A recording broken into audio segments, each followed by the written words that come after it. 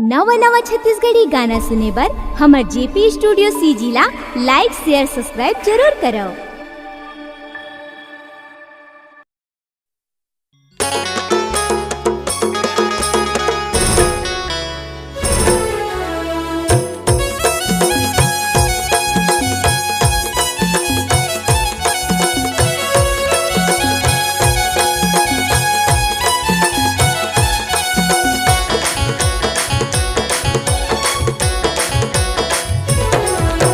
हे गुरु तोरे नाम अमर है, हे गुरु तोरे नाम अमर है, गिरधपुरी माँ मैं आते होगा।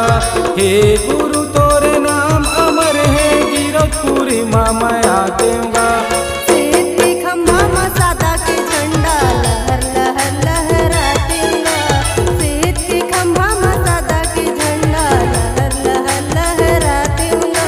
हे गुरु तोरे नाम अमर है,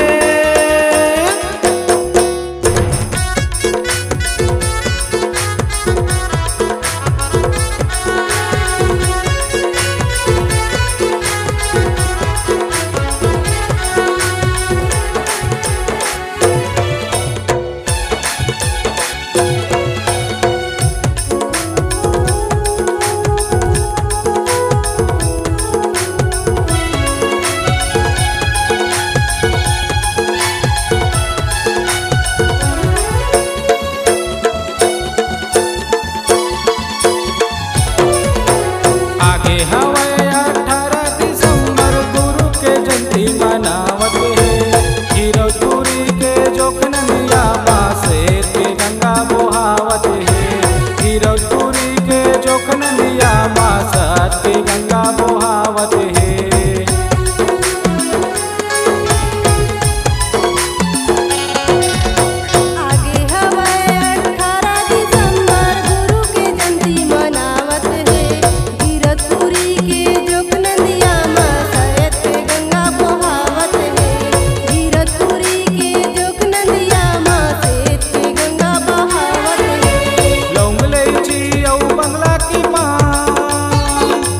लौंग इलायची और बंगला के पान तोरे गद्दी माँ बाबा चढ़ाते होगा।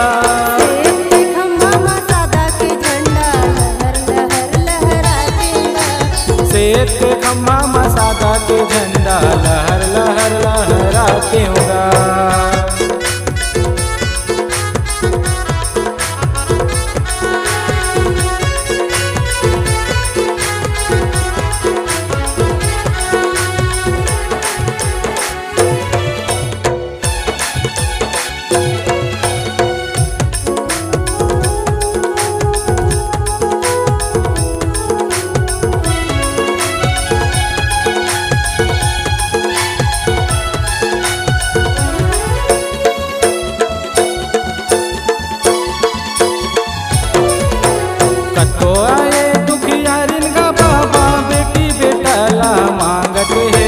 तोरे चरण माया के बाबा जोड़ा नरियर चढ़ावत है।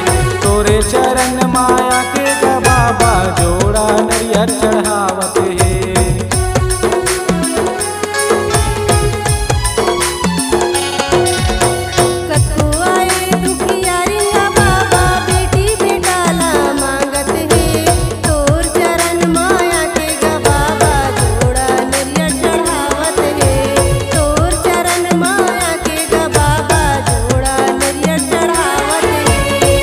दुरिया ले आए हैं मन के, दुरिया ले आए हैं बाबा तो चरण में दिया जलाते होगा।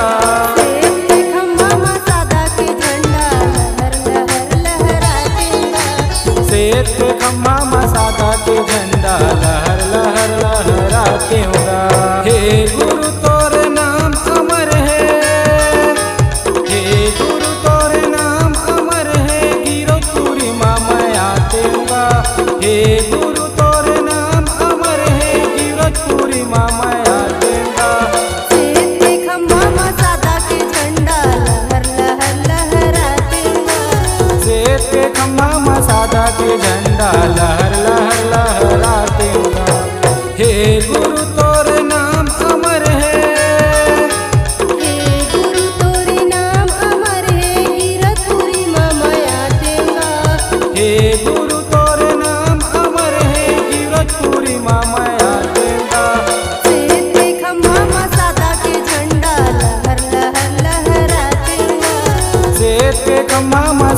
के झंडा लहर लहर लहरातेगा। सेठ के खम्भा मा सादा के झंडा लहर लहर लहरातेगा। सेठ के खम्भा मा सादा के झंडा लहर लहर